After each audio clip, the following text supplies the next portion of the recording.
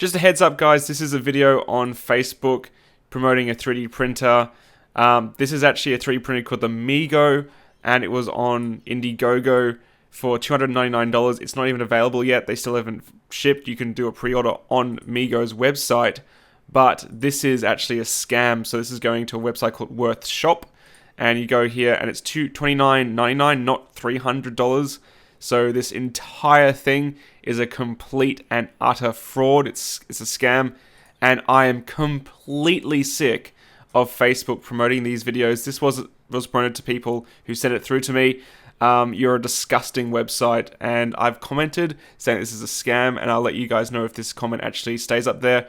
And I can't see any way to report this at all. It's messed up. So just a heads up, guys. As I said in the last video, a lot of this stuff, you wouldn't normally believe it, but yeah, it just is happening more and more.